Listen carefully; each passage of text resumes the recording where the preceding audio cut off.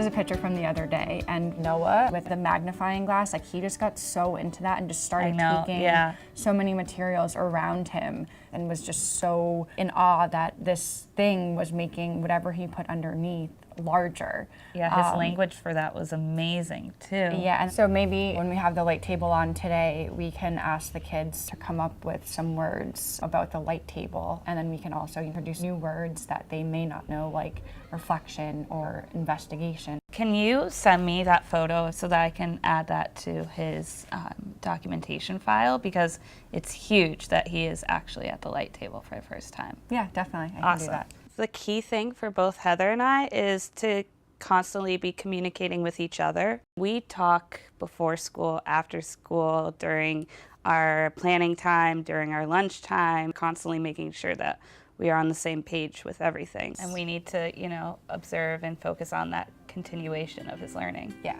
I think that's really important. 1, 2, 3, 4, 5, 6. I need 7. 7. You want to add one more? Maria and I have a great relationship. We're very comfortable sharing information with each other, things that we've observed during center time, share the notes after a small group. For our documentation, I can put it in Kayleen's folder. Okay, great. Irvin, how did you figure that out? So you kept counting by tens in your head and you knew that it was 4 more groups that we would need. Stephanie and I talk in the mornings or the beginning of the week. We are in a routine of taking notes on certain kids or certain activities. We either split the kids or split the activities. We have little conversations with each other whenever we can about how kids are doing, kind of what we want to focus on. Where does Lisa live? Do you remember where she lives? An apartment. She lives in an apartment like many of you do. It really is about the communication and the collaboration, with the most important outcome being the success for the children.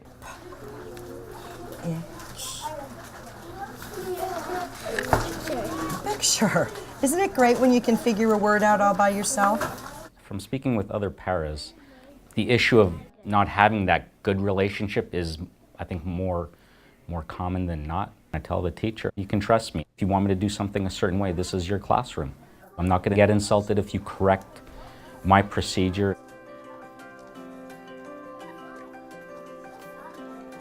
We collect evidence of children's learning in many different ways, one of them being anecdotal notes. Another one could be work samples of the children and writing down what they're saying. We might take a picture of them in the moment and write notes about what they're doing. The evidence might be a little bit different for each child based on what I want to learn, because with one particular child, he might not be very vocal, but if I can take a picture of him in the moment showing me what he can do, that's evidence right there of what he can do. It was Kitten's first full moon. I love it. She thought there's a little bowl of milk in the sky, and she wanted it.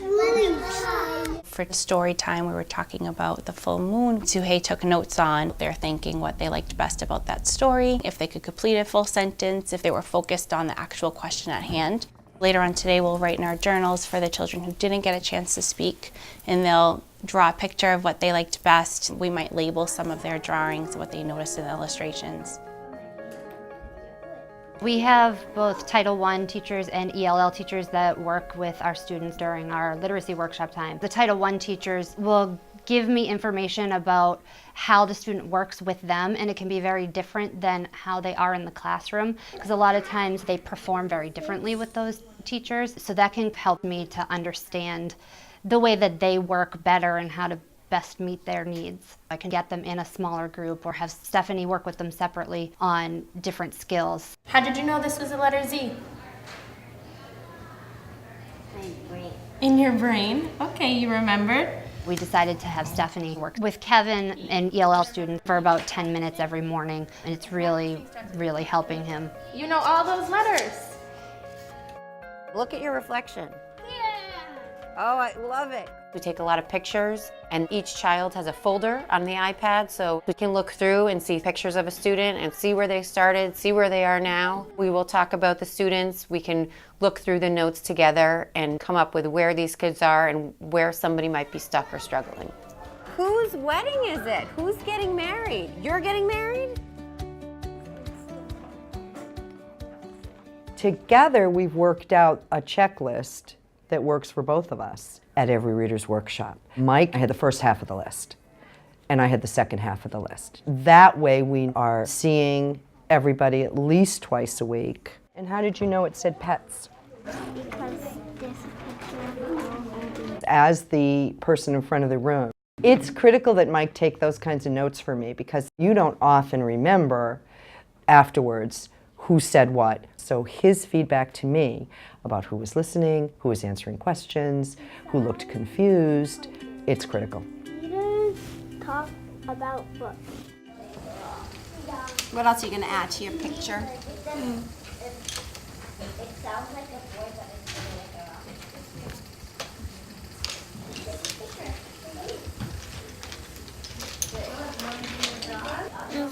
My house. Those are to go up your house? What are those called?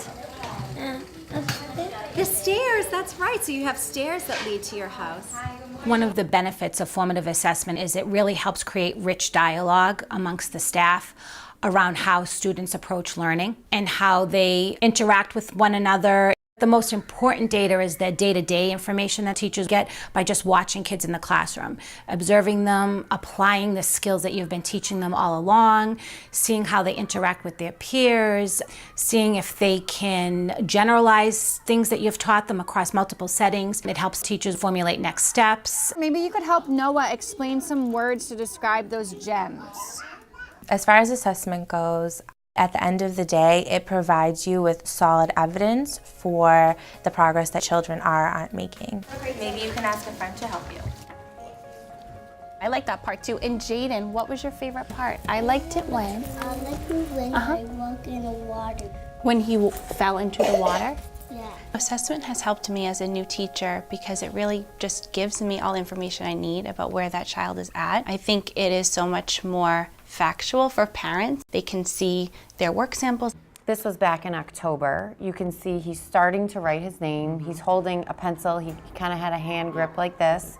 I think assessment doesn't have to be scary. Taking pictures of the children and having them dictate to you what they're doing is a great experience for both of us, and I have fun doing that. And it's great for me to see that my work is working, that I'm doing what I'm supposed to be doing and they're learning. And just to see that growth there is worth it to me. I'm going to write down that Javen read 10 words.